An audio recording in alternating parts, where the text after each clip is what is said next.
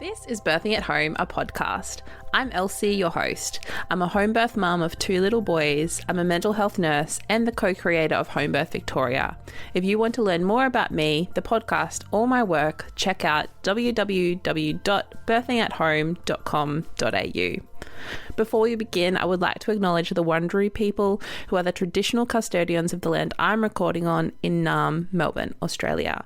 I would also like to acknowledge that Aboriginal and Torres Strait Islander peoples have been birthing at home on country for tens of thousands of years prior to the British invasion, and acknowledge that sovereignty has never been ceded.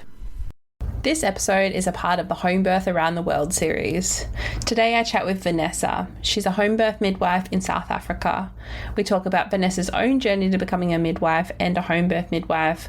We also chat about the maternity system in South Africa, accessibility and challenges, including the recent changes that criminalise midwives supporting vaginal birth after C-sections at home. It was really great to speak with Vanessa, and I hope you enjoy this conversation as much as I did. Welcome, Vanessa, to Birthing at Home, a podcast. Thank you. I'm really looking forward to this. Thank you so much for joining me for my Home Birth Around the World series. It's quite challenging, or I found it a bit more challenging than I anticipated, to connect with midwives in different countries around the world. So I'm so grateful that you've agreed to share a bit about home birth in South Africa. Are you able to give a little bit of a Are you able to give a little bit of a background to who you are? Obviously, you're in South Africa, but, you know, a little bit about who you are? Yeah, definitely. I was born in South Africa, raised here. I've been here my whole life. I studied nursing at a university here.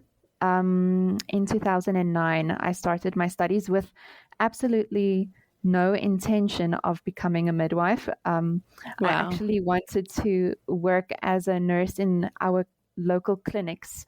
So it's a 4-year degree that I did, and I graduated in 2012. And so, yes, basically, it's a bit, I don't want to say random that I ended up being a midwife, but I got a job the year after I graduated at a clinic exactly where I wanted to be. I was very happy. But that year was our community service year that we have to do. So I wasn't yet like a fully fledged nurse. I was first a community service nurse. So I was working at a clinic for a year, and the clinic also had a midwife unit, so where low risk ladies would come and give birth. So it was a 24-hour clinic with like a little emergency section. If something bad happens during the night in the community, they could come to us first instead of going to the hospital. Or and then during the day, it was a normal clinic, like for chronic health and wellness visits and all that interesting stuff.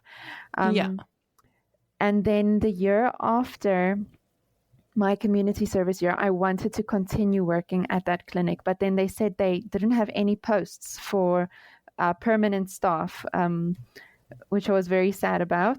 And then I applied at the hospital in this town, the government hospital. I'll explain about our system a bit later, why I'm saying government hospital. Yeah, no, that's all right.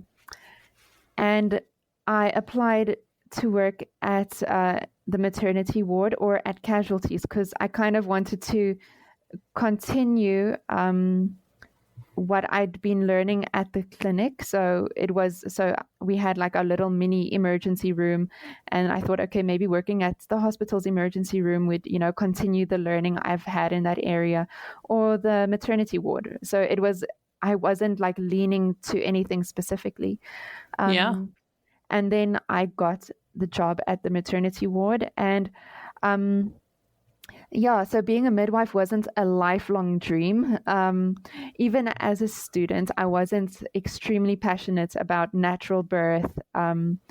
So I actually even remember when we started our midwifery training in our 3rd year, all of the students, like, we would start chatting to each other, like, how do you want to give birth one day? some would be saying, oh, I'm definitely having a C-section. And I remember my own words were, well, I guess if I can do it naturally, I would, but I don't even know if I can. That was my attitude. Yeah. So, but the one thing that I always was like very passionate about is people and learning and researching. I always wanted to know like what's the best we can do and what's the latest research. So I loved reading studies, and so when I started working at the maternity ward, that was the direction I started researching into, because I want to be the best at what I'm doing. Whenever, in whichever situation I'm in. Of course. And I just really dove deep. So, like sometimes night shift at a maternity ward can be very busy, and sometimes it can be very quiet. So on the nights where it was very quiet, I would start reading research. And I was actually flabbergasted that a lot of what our normal routine practices are not evidence-based. They're not actually, helpful. They could be useless, or even worse, they could be harmful. So I really, jumped into that research, and that was just my area where I planted myself and grew my roots deep. And then I moved on from the hospital scene when I had been working in the hospital for 2 years. So, I was at the clinic for a year and in the hospital for 2 years. Then, so in the hospital, like in your sort of post grad. Yes, post grad specifically. So and we obviously work a lot as students. And so just to clarify, so in South Africa, to become a midwife, or rather in your Bachelor of Nursing, is there also a year of midwifery? Yes. So basically how the degree used to work, things have changed a little bit, but not extremely. So back when I used to study, we did the Bachelor of Nursing Sciences, which was basically an honors. It included honors in that degree. So basically when you finished your 4 years, you could go straight onto your master's studies. And we got 4 qualifications. Basically, you could be a general nurse, a community nurse, psychiatric nurse, or a midwife with the 4-year qualification. And you specialize you choose which specialty after that 4 years? Yeah, so then you would study further to specialize to, become an advanced midwife, or I think they're calling it a midwife specialist now. But it wasn't, you didn't have to study further to do anything specific. So we did 2 years of midwifery. The 3rd year and the 4th year was like a combination between midwifery and psychiatric nursing. So the first 2 years were the general nursing and community nursing, and then the 3rd and 4th year went over into midwifery and psychiatric nursing. Oh my goodness. So you must do a lot of placement hours as a student. It was actually ridiculous so we would have classes 3 days a week and practicals 2 days a week. And then on the weekends, we would then work a 12-hour shift on the Saturday and then a 6-hour shift on the Sunday. Oh my gosh. And then during the holidays, when all the other students were at home or having maybe part-time jobs to, earn some extra money, we would then also be working throughout the holidays. So yes, we really, every now and then I think to myself, like, if I knew before starting nursing how intense it was going to be, would I still have done it? I think I would have, but I'm not sure. It was a very intense course.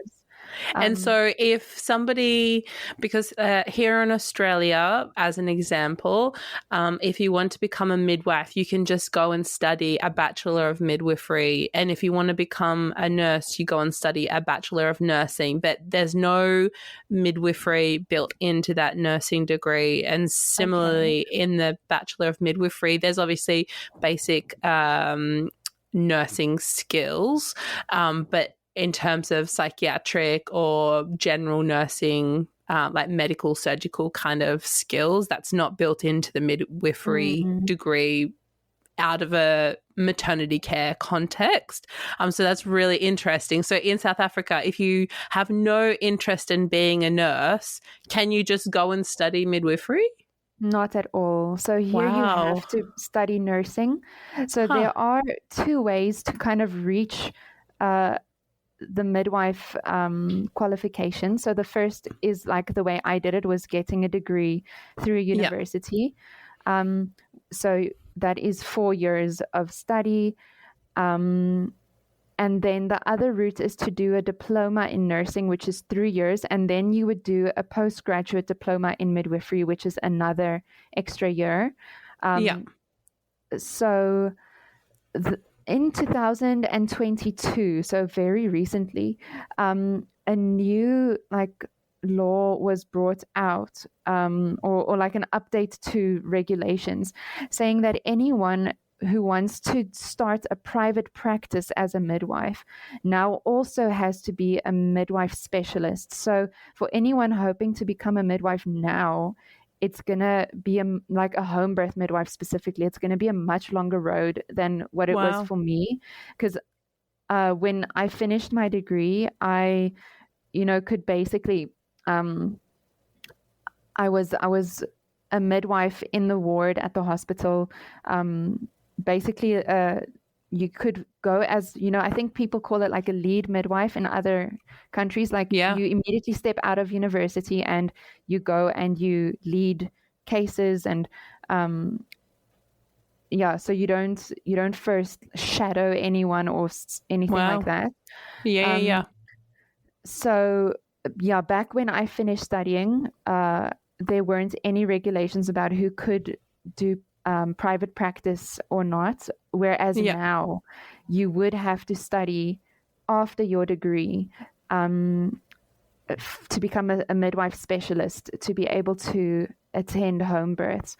And then before you can get that midwife specialist certification, you first need 2 years of work experience. So for me back then, it was the 4 years of working, and then there wasn't actually 4 years of studying, and there wasn't any specific requirements about how much experience you would need before you start a private practice. You could basically do it immediately. So now you would study for 4 years, work for 2 years, and then study again for another year. That's quite similar to how it is in Australia these days as well. And I think, I actually don't know how long that's been the case, maybe since 2010 maybe, because there were some changes with how nurses and midwives become registered, or the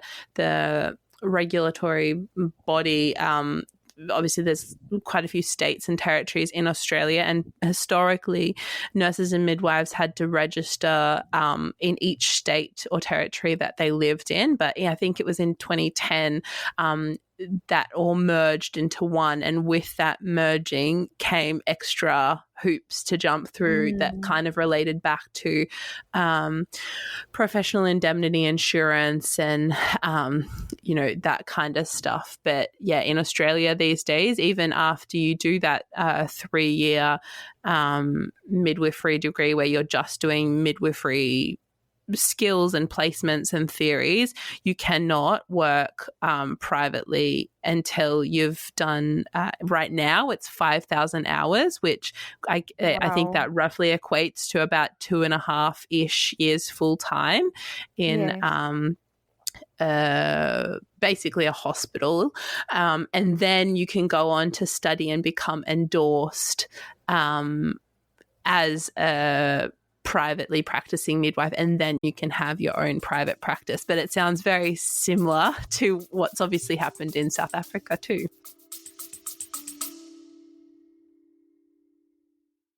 I'm just pausing here to let you know that after 2 years of recording, I'll be taking a break from releasing new episodes very soon. I'm really excited to let people know that I am now offering EMDR therapy online and in person in Melbourne. If anxiety, PTSD, grief, intrusive thoughts, or fear is showing up in your life as a parent, soon to be parent, or following a traumatic event, EMDR therapy could be for you. If you'd like to know more, please visit my website www.emdrwithelsie.com.au. Thanks, everyone.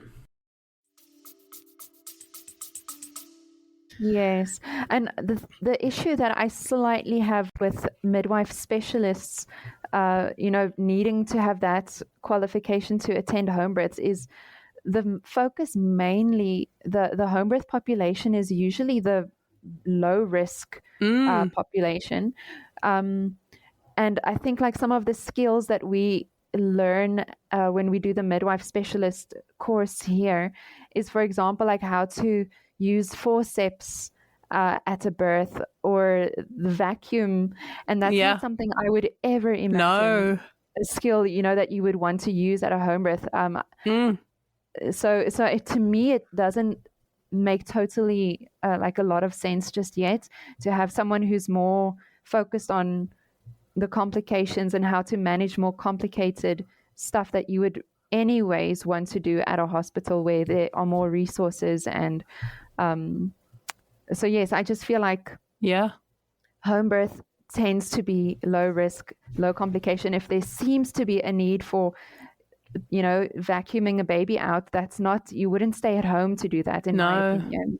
So I feel like it's becoming extremely difficult to be able to attend home births as a midwife, which is going to make for a lot less availability of midwives as the years go on, I feel.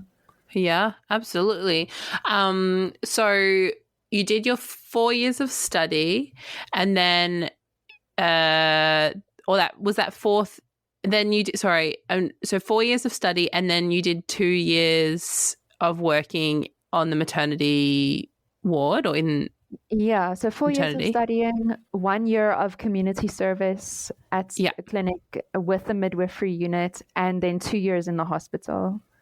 And then but you didn't have to do that at your time to work in private practice, but now no, not at all. There's a longer path. Yes.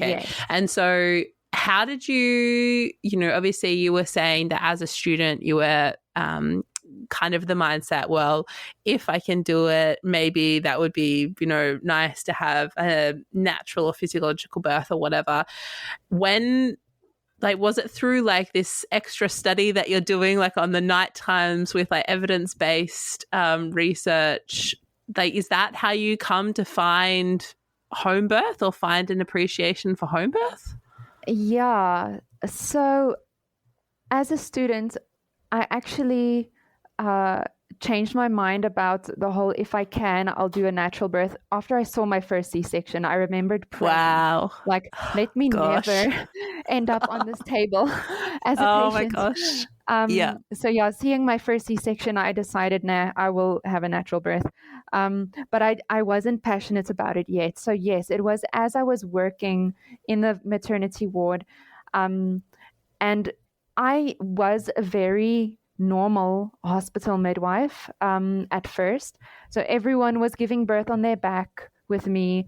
I was happily doing episiotomies without even, thinking twice. And then of course, the one thing about me that I'm very thankful, that it's part of my personality, is I was never one of the mean nurses. I tend to be a lot more gentle and kind. And if someone says, they prefer something else, I'm not going to say, no, this is the way I do it. So I had one lady who was having her first baby, and she had been pushing for quite a long time on her back, flat on the bed. And I was, very kindly trying to encourage her. And she looked at me and she said, can't I just please try to push in another position? And I was like, oh, okay, I guess you can if you want to. I've got no reason to tell you you can't. And then she flipped herself around onto her knees and out came her baby.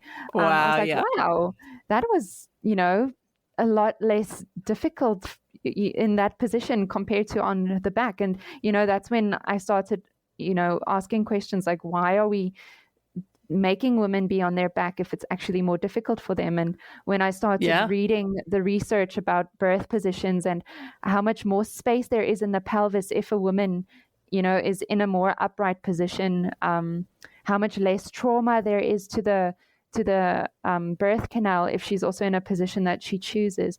And then I actually had a lot of input from another midwife who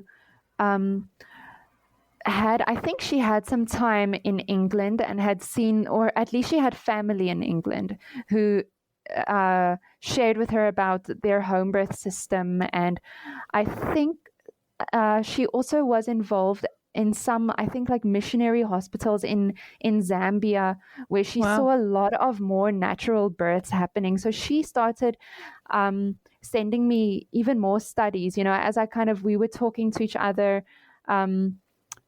She wasn't working with me. She was actually working in a clinic in town. So we would, she would see some people, some women antenatally, and then I'd see her signature on their charts, and I'd message her and be like, oh, guess what? I'm seeing one of your ladies. And so she shared a lot with me about home birth. And I started reading about, the internal checks to see how many centimeters a woman is dilated, like that all the research is saying, how inaccurate it is and how it's not actually predicting much. No, it's just showing what it is right then and there. Exactly. I slowly but surely started changing the way I was practicing while I was working at the hospital, and became very passionate when I started seeing the benefits for the women and the babies. For example, at our hospital where we used to work, if the ladies wanted to go to the toilet, we would say, no, here's a bedpan, rather stay here in the room so that the baby doesn't, fall out on the toilet. And then I started thinking, is it so easy that a baby could just fall out into the toilet? So then I was like, well, if you want to go to the toilet, let me just come stand by you or just be right outside the door. And if you feel something that's, very hard and it seems like quite large, just call me and then I'll help the baby to be, caught and not fall into the toilet. Or I also had a lady who was moving very energetically around the room while she was very close to pushing. She was almost doing like a little jog up and down the room. And one of the doctors of the hospital poked her head in, and she told the woman, get on the bed, your baby might fall out. And I told her, I'm right here. I'll definitely catch the baby if it falls out. So I kind of realized this whole mindset of why are they telling women to do the things that are going to make it more difficult for the baby to come out? Like if the toilet will help the baby fall out, then let's go to the toilet. We will just be ready to catch.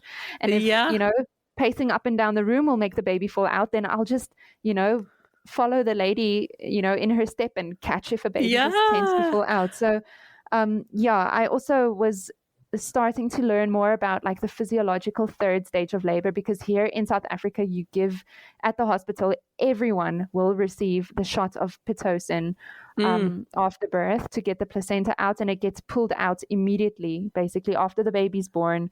It's like this whole factory line set up. As soon as the baby's out, clamp and cut the cord, inject the mom, yank the placenta. It happens so quickly. And so I just slowly but surely started changing the way I am with women while they're in labor.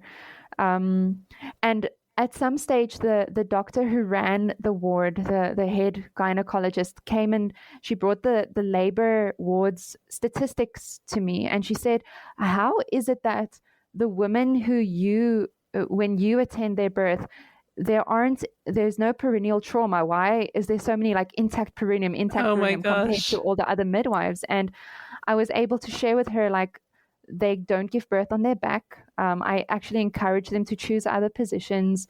I don't do coached pushing. I more than happy wait for their own bodies to start giving them the urges to push. I don't stretch their perineums while they're pushing. So I just, slowly but surely started changing. And then even the head gynecologist started seeing better outcomes in the ward statistics. So so yes, I did become extremely passionate about Yeah. this, especially when Holy you moly. realize like the impact that a peaceful birth can have on a woman and how Yeah. she raises her child. So if they are untraumatized to start off with, it's just gonna lead to such an amazing, journey as a family. Yeah, of course. And Yeah. having the babies be skin to skin with the moms after birth, like there's no reason to take the baby away to a warmer and suction them vigorously, which Yeah. is the practice here in the hospitals. Is I would say 95% of babies get a bit of suction Whoa. done after birth at the warmer. So getting taken away from the mom, cord being cut immediately. So yeah, Oh my then goodness. in terms of home birth specifically, my sister-in-law, when she got pregnant, she mentioned to me that she is actually terrified of hospitals and she doesn't know how she's going to be able to give birth with this massive fear that she has. And as we were chatting, we came to the conclusion, like, what if I just come to you instead of you coming to the hospital? And Yeah. then we jumped head first into preparing for this home birth. It was her first baby.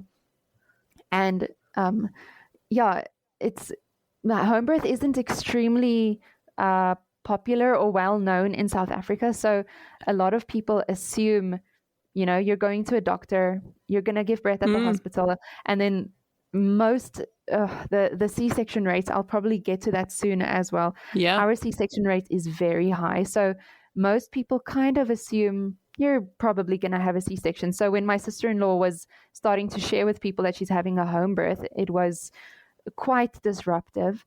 But she ended up having the most peaceful and amazing birth. And my role in that birth was so minimal. I remember I was sitting in their lounge, mostly just praying, whereas she and her husband were in their room. I'm not sure what they were doing. Every now and then my sister-in-law would come out of the room to use the toilet, and then she would tell me like, everything's going well. And I was like, okay, great. Yeah. And she'd go back to her room. And they eventually called me when it seemed like she was starting to push, and she was on her hands and knees. She experienced a pain-free labor. Wow. Her contractions, she explained to me like it felt like her back was a bit sore, as if she'd maybe just worked a bit too hard that day. She didn't take things easy enough. That's how she experienced her contractions. Wow. So it was so peaceful, so beautiful. And after that birth, I just knew like, okay, this is where I need to be. I need to, make the space available for women to do this where they're the most comfortable and where they're the happiest. So my sister-in-law was my first ever home birth client. Oh my gosh. My niece is 10 years old now, so I've been attending home births for 10 years. Oh my gosh, that's such a cool marker. It was amazing. Shortly after that birth, I resigned at the hospital because I was initially attending some home births while I was still working full-time at the hospital. So I was basically just praying, like, let everyone have their baby when I'm not on duty. And it did work out like that. But at some stage, I did need to choose where to spend all my energy. Yes. And then I had my own daughter at home a year and a half after I attended my first home birth. Oh my goodness. And I decided for an unassisted birth with my daughter. An unassisted pregnancy and birth. So oh my gosh. I decided not to have any checkups, no scans, and it was just me and my husband at the birth. If my daughter hears me telling the story, she's like, and our cat. I was like, oh yes, the cat was there too. That's so I had special. an unassisted birth. My main reasoning for that was I knew how birth looks behind the scenes, and the care provider plays such an important role, and I just didn't want to risk having someone else's fears or worries that they might bring into the birth. I kind of knew, like, I'm healthy, I'm young, my family has an amazing history of women giving birth naturally. I was like, I don't think there's going to be any issues. I felt extremely comfortable. doing it with, no extra medical help. Yeah. And then also just not having someone have their problems projected onto me. For example, I did push for quite a long time, but my reasoning was I liked pushing. I preferred pushing to having contractions. So Yeah, I you pushed hear that for sometimes. easily about 2.5 to 3 hours of, me just that was how I coped with my contractions, was pushing with them. And Yeah. over here we have midwives saying, like, if you're not fully dilated, you must not push. And if you're pushing, you could tear your cervix, you're going to make the baby tired if you push for too long. So that's the kind of stuff that gets told to a woman if she pushes before the care provider thinks she's ready. And so that's just one thing I noted about my own birth, like that could have made things a bit more difficult if I had a different care provider there, who was worried I'm pushing for too long. Whereas I was just like, I want to push because it feels nice.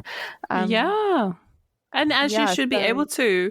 So when what is home birth access like in South Africa? So obviously you are consider, like, what do you call yourself in South Africa? Like, are you a private midwife? Is that the term that's used? Yeah. So I'm a private midwife. Yeah. And so women and families can hire you, and how much does that cost them? So all the home births that are attended are private. Basically, there's no government service that pays for home births. So government hospitals are free for pregnant women, but their reputation is very bad. Most people do not want to be in a government hospital. It's just not for even hospital births, so public hospitals are not where people want to be. Yeah, the reputation is just very bad in terms of the standards of the hospital. Just random examples: toilets not working. Wow. So most people try to use private hospitals, meaning they either save up a load of money or they have medical aid. And then the medical aid is also, I think, like the minimum you would pay is around 2,500 rand. I think South Africa's currency towards Australian currency is like, let me just check. I think like yours is, let me just, before I guess, I'm just going to type in. I'm trying to do some conversions too. Did you say $2,500 rand?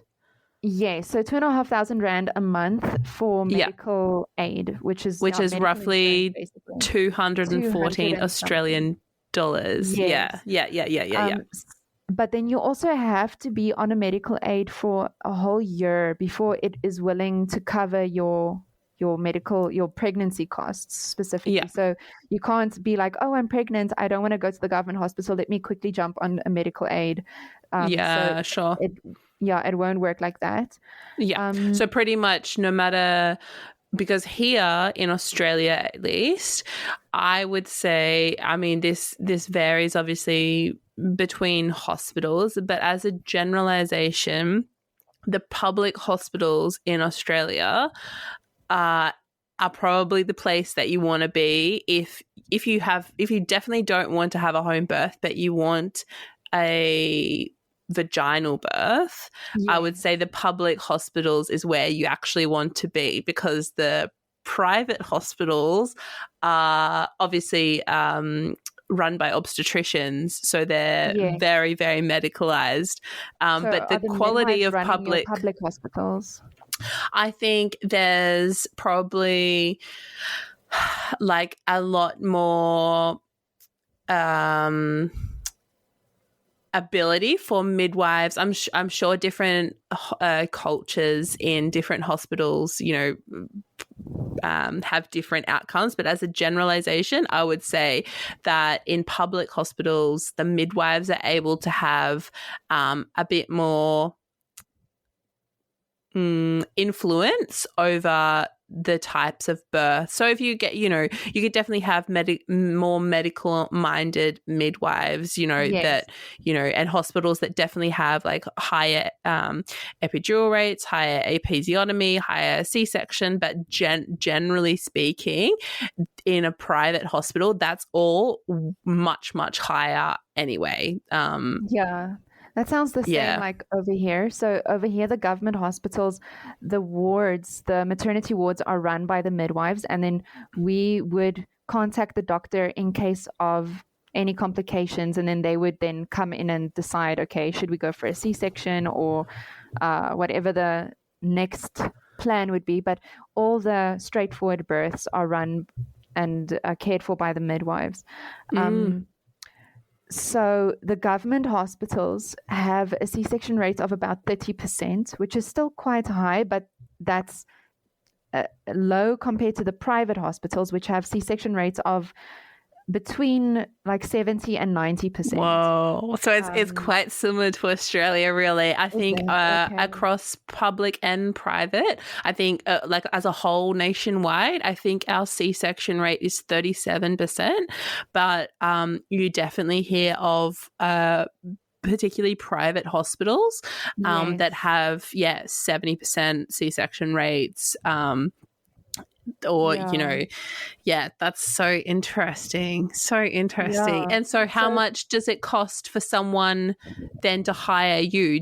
Are they able to use that insurance to pay for you?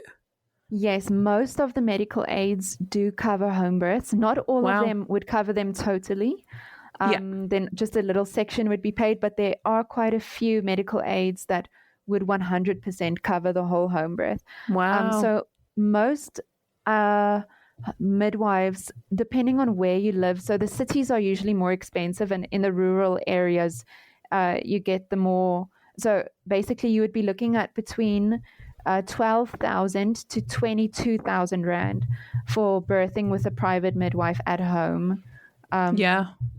So let's give that an average of, let's say, around 17,000. So for you guys, that seems like close to $1,500. Yeah, about $1,500. And so you could get money back though from your what did you call it? Medical aid. Medical aid. So that 1,500 Australian dollars equivalent could be basically in some cases completely covered by the medical aid. Yeah, wow. Definitely. Oh my gosh. In Australia, there is no private health insurer that covers anything to do with home birth. Wow, that's terrible. That's not quite true. Their Defence Force, very, very randomly, the Defence Force, there is a particular insurance that they can access that you can, I think, through a bit of a loophole, get your home birth covered. But I've interviewed a couple of mums that have used that, and it's taken at least like 12 to 18 months to get their money back from the insurer. So you have to pay, it all up front and then get it back. Okay. And over here, like I have some medical aids that I'm willing to like work directly with them, that the clients don't pay me, the medical aid does, and it wouldn't even take a month. Wow. Like a month would be long. Then I'd phone them and ask like, what's up? Are you guys? What are you doing? Yeah. Oh my gosh. It does work a lot easier here, it seems. Wow. So, to give birth at a private hospital would be more than double than giving birth at home. So that's like around 40,000 Rand or more to have a natural birth at a private hospital. And then people also tend to think like the private hospital is better care, but I've had so many ladies contact me like when their babies have just been born at a private hospital, the nurses would come and say, oh, we need to give your baby some formula because it seems like you don't have any milk. I'm like, your milk doesn't, look like milk on the first day. It's colostrum. Please don't let them give you baby formula. And just the ridiculous preference for C-section at the private hospitals. So it looks much better and the toilets are working and they have a fresh paint job, but it's not necessarily a higher standard of care than the government hospitals, which are free. So gosh. Oh my gosh. So you said about the C-section rate. So you know, like over all of South Africa, I suppose, what the home birth rate is? It's not documented. There is like one old study, I think it was like from 2016 or 2018, that tried to look at the home birth rates, and they had like this kind of plus minus 4-ish% of ladies do home births, but then they're not sure how to, differentiate between those that have unplanned home births. And so there isn't anything very conclusive about the home birth rates in South Africa, but you can look at more or less 4%, but that might include the unplanned home births and the unattended home births. And it's so it's not a large amount. I think like in comparison in Australia, I mean, there's multiple reasons why that I think that there's amongst many circles, we think the rates of unassisted home birth or free birth is rising, and some of that is driven by the fact that home birth and paying for private midwives. So in Australia, you have to have 2 private midwives attend your birth. The cost is like such a barrier to access. So, the rates of unassisted. To have a home birth in Australia? It varies again, but roughly between $7,000 and $10,000, and you can get some tiny rebates for antenatal and postnatal. But as we all know, the biggest chunk is the actual birth, and there's currently no insurer apart from that random defense one that covers intrapartum care. I think like you can get tiny bits antenatal and postnatal, but not enough to really make a difference. That seems extremely expensive.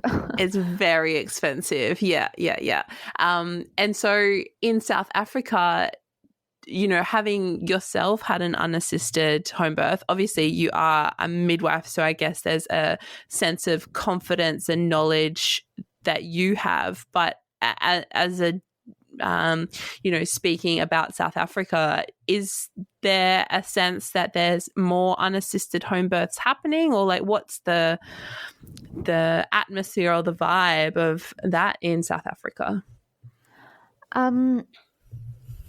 So there's not a lot being publicized or spoken about the unassisted births.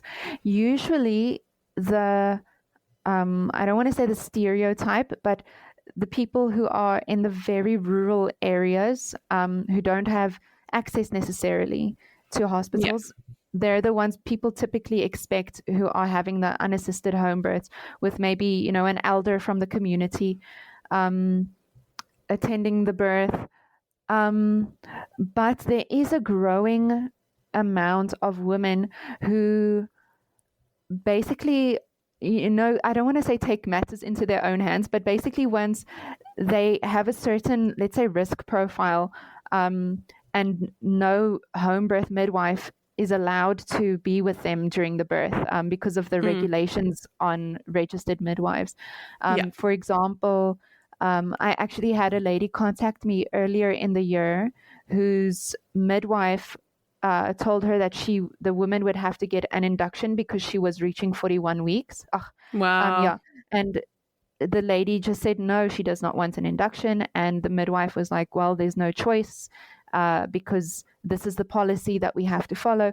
And she contacted me about, I would say 2 days before the induction date with that midwife. She lives about 7 hours away from me, so nowhere close to me being able to attend her birth.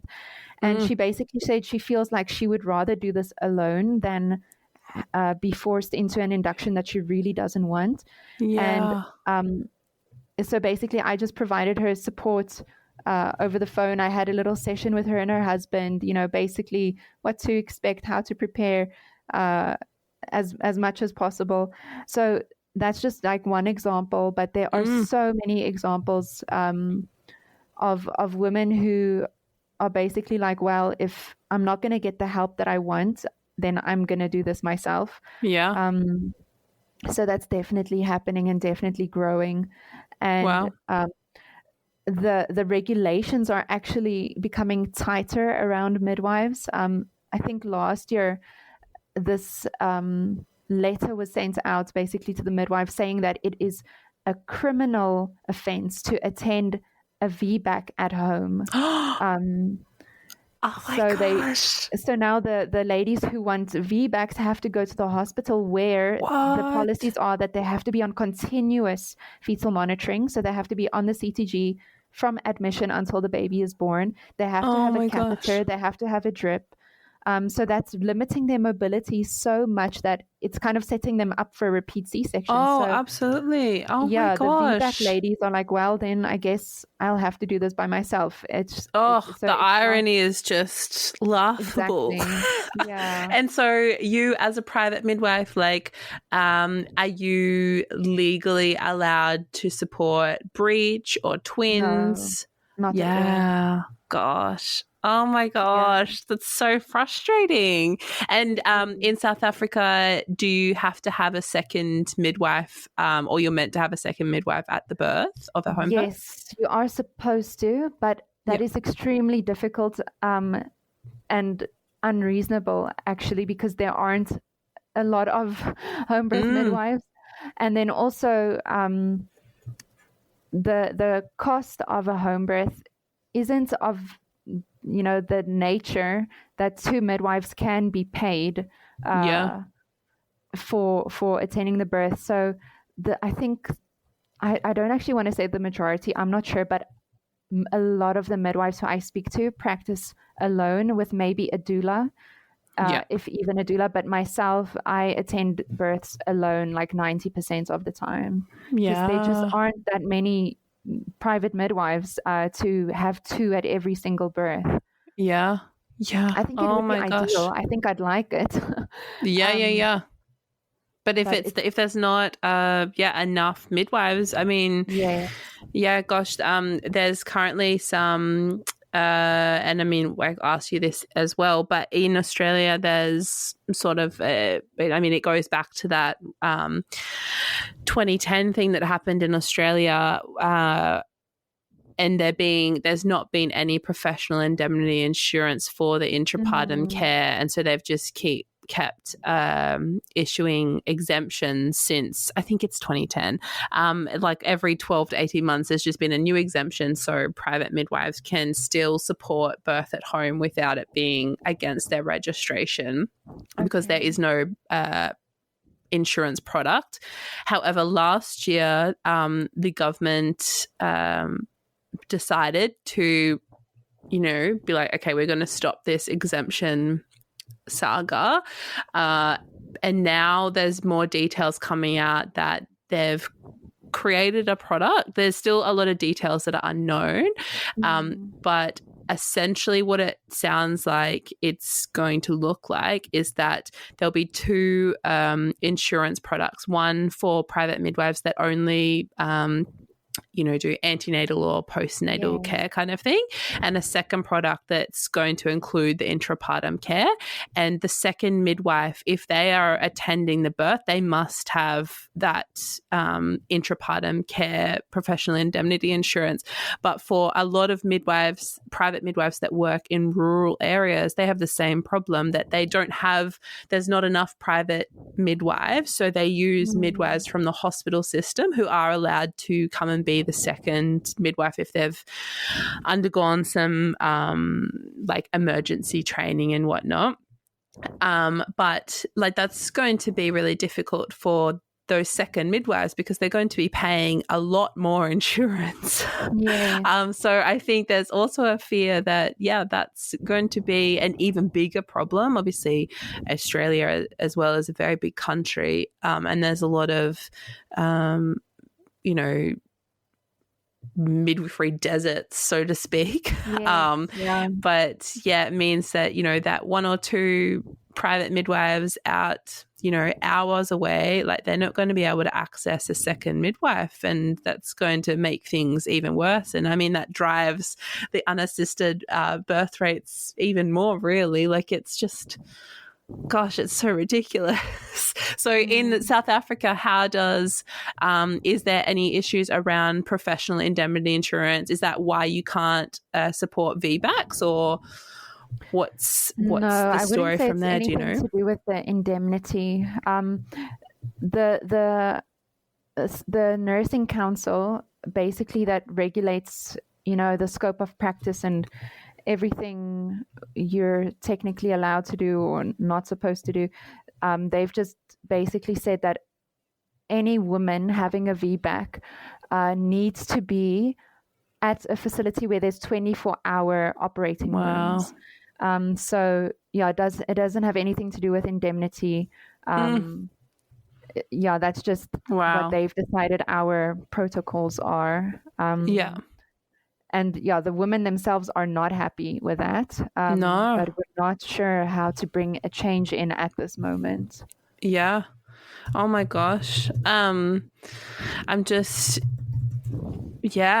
like, it's so frustrating that so many of the challenges are like so similar. Here in Australia, midwives are allowed to support VBACs, but I mean, that's also kind of ties in with this whole professional indemnity insurance issue, because when they announced last year that they were going to, resolve this issue, they were talking about creating a product that would exist for low-risk women, and everybody was like, well, what is a low-risk woman? And they referred to, they're looking at the guidelines now, but when it was first put out last year, there was different categories of what risk was, and I mean, it had like COVID-19 or like just such silly things that would exclude you. VBAC was in that particular list. VBAC was out, but yeah, I mean, until we know the exact details of this professional indemnity insurance, like I would say that Australia is also at risk of something similar happening. Certainly in our publicly funded home birth programs, I think VBAC does exclude you, but not everybody can access a publicly funded program, and there's a lot of issues with those programs. There's a lot of exclusion criteria. So,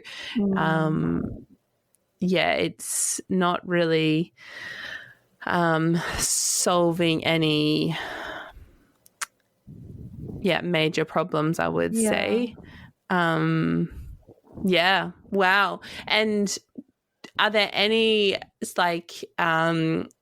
issues around home birth that you feel like are particularly unique to South Africa? Obviously, Africa as a continent is very big. I'm not sure if you know about like home birth in other, neighboring countries, but in South Africa, do you feel like there's particular issues that, are occurring because it's South Africa?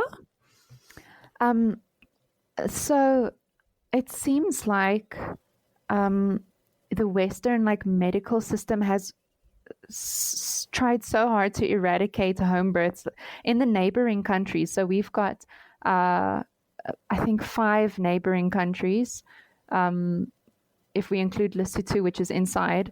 So Lesotho, Namibia, Botswana, Zimbabwe, and Mozambique. Actually, Swaziland as well. So 6, Eswatini. As far as I know, women are coming from those countries to South Africa to have home births. Gosh.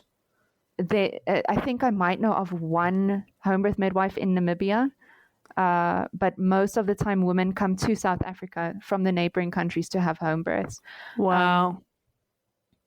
It's wild, because I feel like the people have been having home births for so long, but now everyone's just assuming that the hospital is the only way to go, that there aren't even midwives attending home births anymore in those countries. So our challenges, I would say, is mostly having a supportive referral system. So the view on home birth, and I feel like I really remember this kind of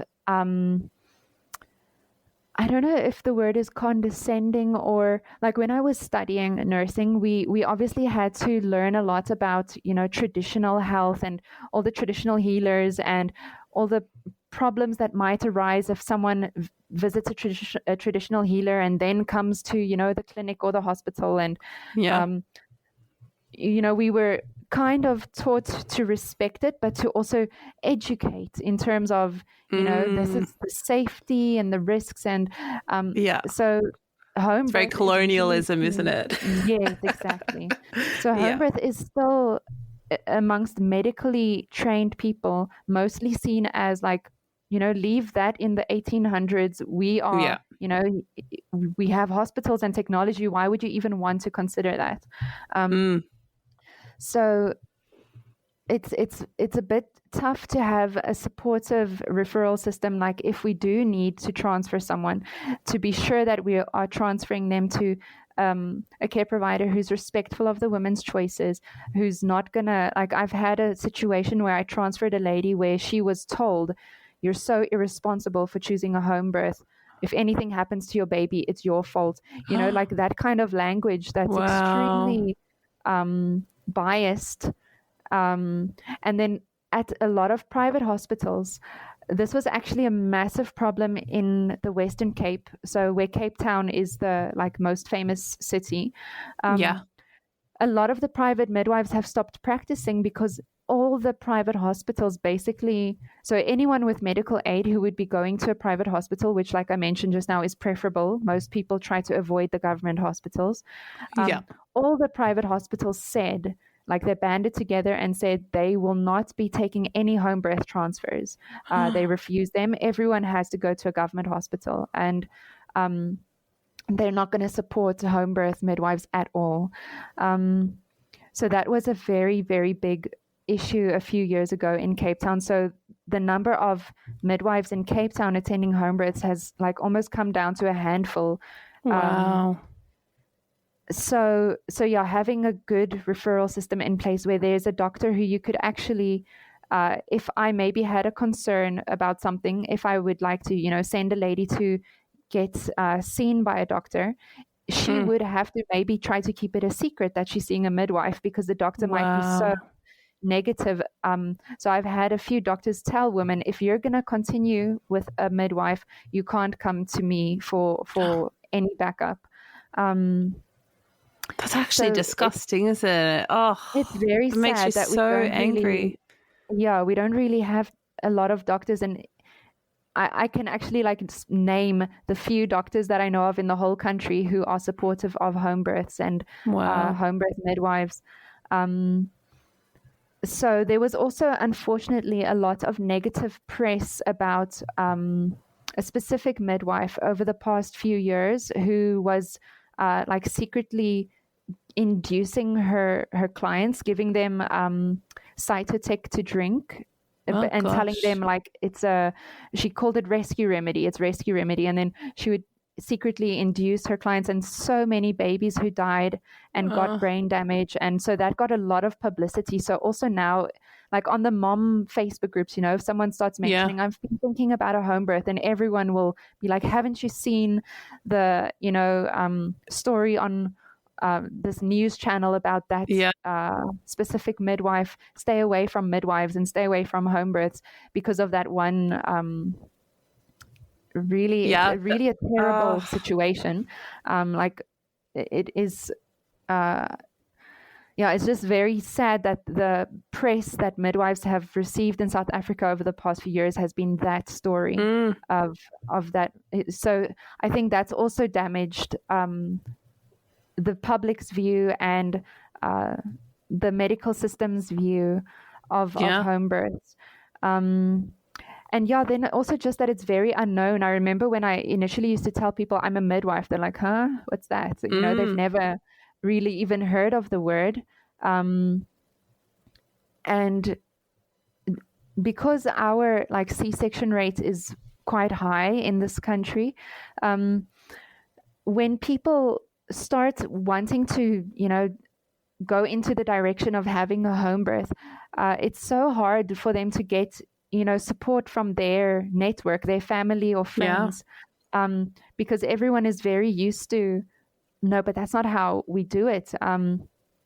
I like when ladies go over their due dates, then everyone around them is on their case. Like, when are you getting an induction? Like, when is this baby coming out? Instead of having this attitude of, let's support and be there for each other in a more positive way. So it's almost like the ladies who choose home birth have such an uphill battle in a way. And I've had a lot of ladies just decide not to tell anyone, or if someone asks, they're just like, oh yes, I am going to a hospital, and then just not bring the story up again, because they're getting such bad feedback from the people in their lives. That happens here, like frequently as well. I think it's all things that we all, I guess, if you're listening to this podcast, and I mean you yourself would also agree, Vanessa, is that like pregnancy is such a, home birth is like such a mental thing, like to prepare to give birth at home. But I mean, like from my perspective, like that's what it should be about. It should be, about being able to connect and be able to, go deep into that labor land and, that whole transformation that happens. But it's just, gosh, it just makes me so angry, really. It makes me so angry because I just can't believe, even that story about the midwife, like that happens here as well. Like, I think it would be quite accurate to say that there's still witch hunts for private midwives, especially. Private midwives get investigated by APRA more frequently than other health professions that are registered with APRA, like nurses, but then also possibly even obstetricians, as soon as something happens in the home birth or unassisted home birth world, that always makes the headline. I mean, just today, actually I think it was yesterday, I saw an article about free birth and condemning it and saying that it was horrible and very risky. But there's, as you and I, we've both worked in hospital settings, crazy stuff happens all the time in hospital settings, but there's no publicity about that. But people, it just blows my mind that, as societies, we have like such narrow or black and white thinking.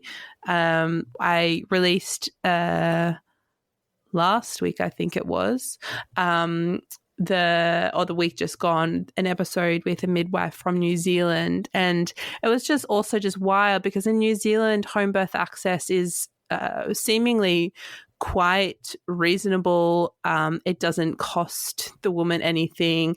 Midwives have a lot of freedom in, being able to work within the scope of what a midwife is. But still, the home birth rate in New Zealand is still only about 4%. And I just think that's, in Australia, it's I think 0.6%. Wow. But it's just, I don't even, it's so fascinating. It's so fascinating to hear about the, similarities and differences, but similarities in, South Africa, for example, and Australia. Yes. Gosh, I'm so grateful for you sharing all of this about, what home birth is like in South Africa. Is there anything that you felt like was important to say as a part of, you know, this series that we haven't already spoken about? Let me scan through my notes and see if I skipped over saying anything. Yeah. I think I haven't written this down, but this is just something that I feel very strongly about, is that women should be able to have a choice. I feel like that's the most important thing, whether their choice is to give birth in a hospital that's, you know, where their care is highly managed, but there shouldn't be this extremely negative attitude about women who then choose, even if they do have certain risk factors, if they've been if they have evaluated the risks and the benefits and they decide, like, even though I understand I'm not within the, you know, normal categories for a lady having a home birth, I still do want to do that. They shouldn't be, or their option of having a care provider shouldn't be taken away from them. So I think there should be a lot more consideration towards how can we help women achieve what they really want to achieve in terms of their pregnancies and births, and to support them. I think I read on a forum in England, a Homebirth UK forum, that they can have home births with midwives. I think they call it outside of guidance or something like that. So when they already, you know, don't qualify for a home birth, but they say, I still want one, then like, okay, we highly recommend that you give birth at the hospital, but we can't force you. We'll still be sending midwives out to you. So I think they call it outside of guidance home birth. I think that's amazing to, you know, just have the openness of mind to realize a woman, you know, is a grown up who can decide where she would like to have her baby, and she can't be, you know, forced into something specific, which it really does feel South Africa is trying to force women into, especially the more high risk women, into the hospitals, whereas and taking away the idea that they could possibly have a choice about where to give birth. But if they say, like, yes, I've, you know, been told all the risks and I'm still standing strong that I want to have a home birth with a midwife attending it.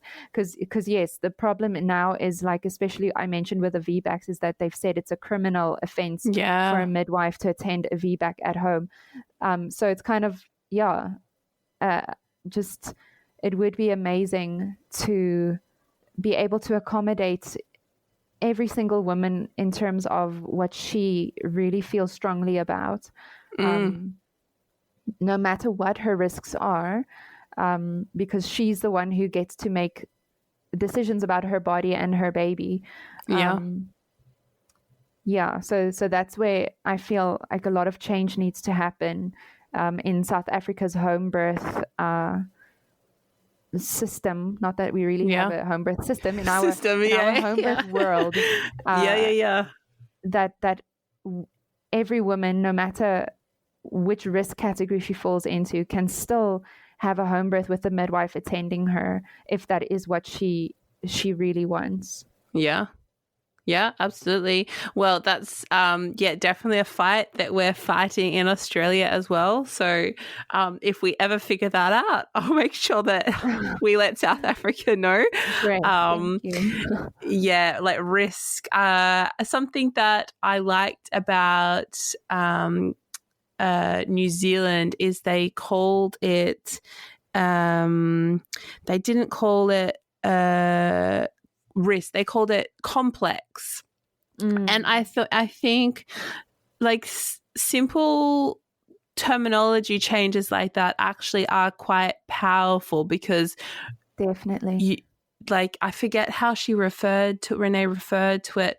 I think called high complex or something. You know, if somebody was a VBAC mom or having breech or twins, they, you know, it's considered high complex, and they have to kind of get like a secondary input from I guess the medical system, but it doesn't mean that they can't support the woman to birth at home. It just means they, have to consult outside of, themselves.